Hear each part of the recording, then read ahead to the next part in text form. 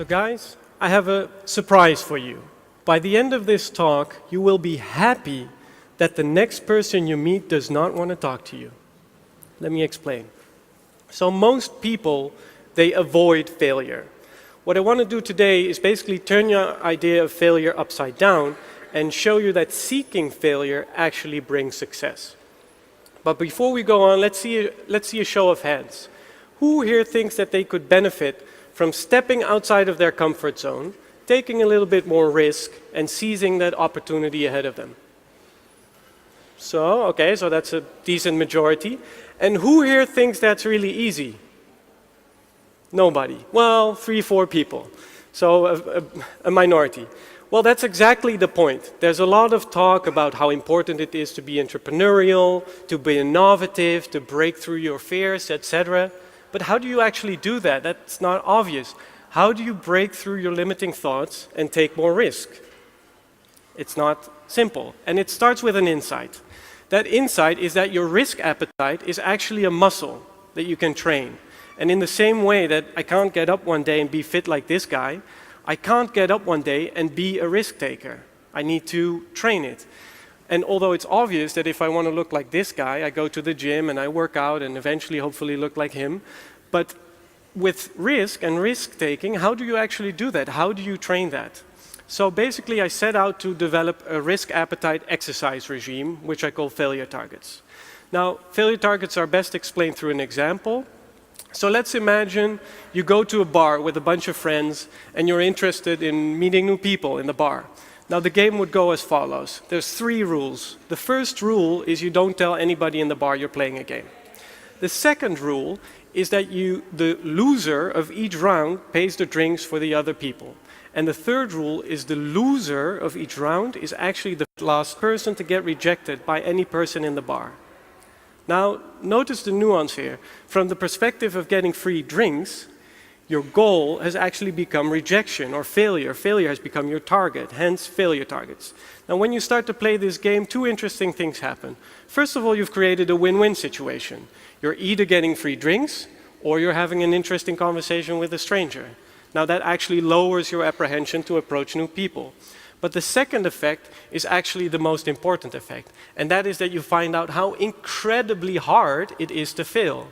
If you try this out, you'll see that your rejection rate is less than 2%.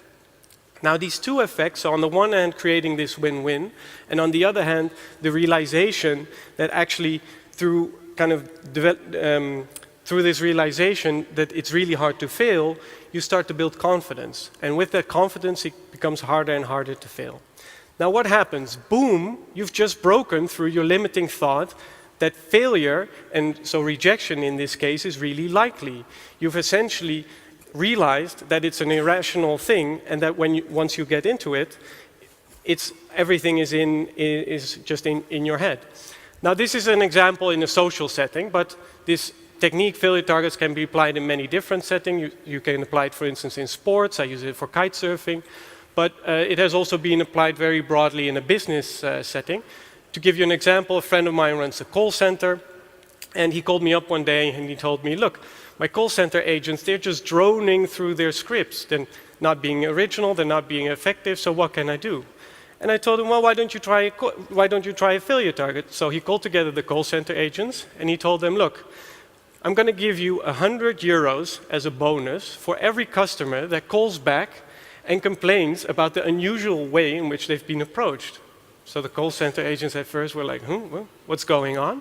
But then, stimulated by this €100 bonus, they started experimenting, deviating from the script, doing really unusual stuff, and they found out that it's actually really, really hard to get a customer to call back and complain about unusual behavior. What happens is exactly the opposite. Most people are pleasantly surprised that when someone approaches you in a novel way, you're much more likely to be engaged with them. So essentially, this failure target helped these call center agents cross through their limiting thoughts and be much more effective in the sales process. Now, these are just 2 examples. The question is, how can you start with failure targets? Now, there's 5 simple steps to a failure target. And what I'm going to do is I'm actually going to give you a failure target to try out in the break. And this failure target will hopefully help you connect with the other people that are in the audience here. And we're going to try and break it down in these 5 steps. So the first step is you think about, what is my current behavior? Now, for a lot of people, that would be either inaction or just talking to the people that you already know. The second step is that you think about, okay, what's actually my desired behavior? Well, in this case, it would be walking around, meeting new people that you don't know, talking to them. The third step is you think about, okay, so what's the underlying fear that's preventing me from reaching this desired behavior? For many people, that could be rejection. The fear that if you walk up to somebody, that person's not really interested in talking to you, and you notice that, walks away or whatever. And then you go to the fourth step, which is, so what would failure look like in this situation? Well, to keep things simple in this situation, let's say failure is if your conversation with a total stranger lasts less than 1 minute. And then the final step is the fifth step, which is the reward. Now, I will personally walk around in the break and give a copy of my upcoming book, a free copy of my book, to the first 20 people who have a conversation with a stranger that lasts less than a minute. Okay? Now, so this is in essence how failure targets works. I'll be walking around. The idea now is, this is the concept, now it's up to you. Go out there and have fun failing. Thank you very much.